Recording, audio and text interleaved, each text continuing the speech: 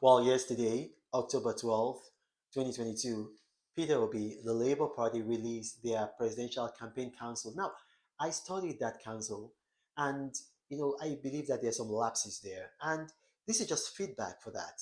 So you see, if you look at the state coordinators, take a state like Sokoto State, for instance, and then you see that the coordinator for Sokoto State for the Peter Obi campaign council, presidential campaign council, is a guy called Ifeanyi Ezeagu.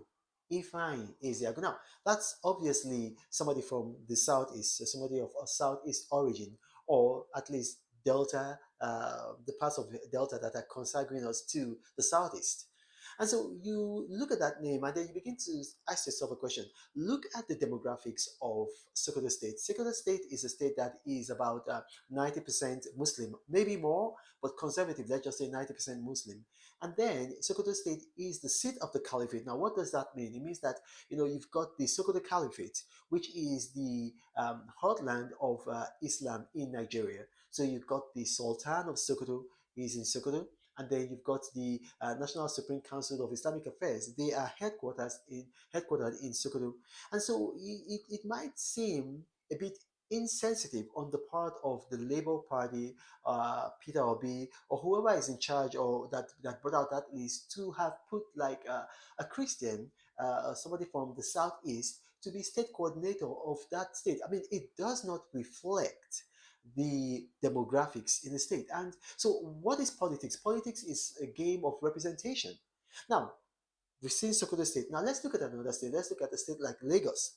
So, Lagos is the most cosmopolitan state in Nigeria, but they do have well, I say they do have a demographic. They do have a region. So Lagos State is in the southwest region, and the majority of the people in Lagos State would be of Yoruba origin. And so Labour Party have named a guy they call John Eze Igwe as the state coordinator for Lagos State. And that name, again, it sounds like a name of Southeast origin, or at least, these parts of Delta State, or maybe River State that are consanguineous to the Southeast. And so it begins to beg the question, was there nobody else that best mirrored the demographic of Lagos State that they could have made um, the coordinator for Lagos State? So you got Ifeanyi Ezeagu in Sokoto State, and you got John Eze Igbe in Lagos State. And so, it might not be will I say, it might be not be demonstrative of the demographics in those areas. And then you look at a state like Bauchi State, their state coordinator for Bauchi State is a guy called Reverend Joshua Ray, and which is a bit, I mean, it's odd because when you consider the fact that Bauchi State is a state that's overwhelmingly Muslim. So I think the demographics of Bauchi State, last time I checked, it's about 88% Muslim. But I might be wrong. I mean, I might be wrong. It might have gone down dramatically.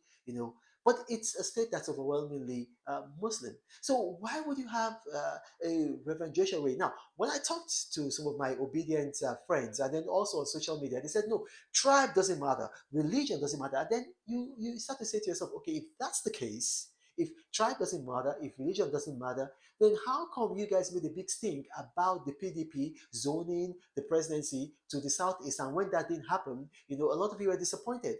How come you guys were saying that it's the time for the southeast, it's the time for Ndigo? If tribe and religion doesn't matter, you see, it does matter to some extent.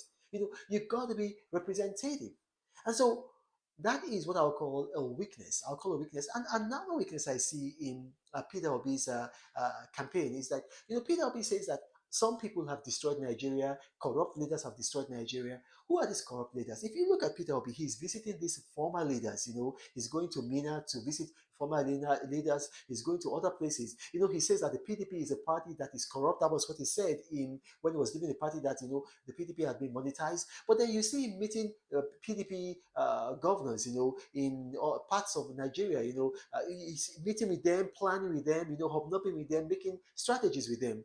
And so it's almost like a contradiction, because with what he said, you'd have expected to see him meeting with maybe Nigerian Association of Nigerian Students, NANS, National Association of Nigerian Students, NANS, or, like student union groups or young people. Look at the guy that he got to be DG of his campaign council.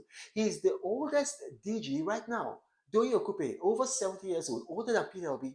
So, these are some of the contradictions that I see that maybe it points to some naivety on the part of Peter Obi, but maybe he knows something that the rest of us don't know, and maybe, it might help him win the election. Well, thank you for watching. This is Weather Mercury, and God bless you.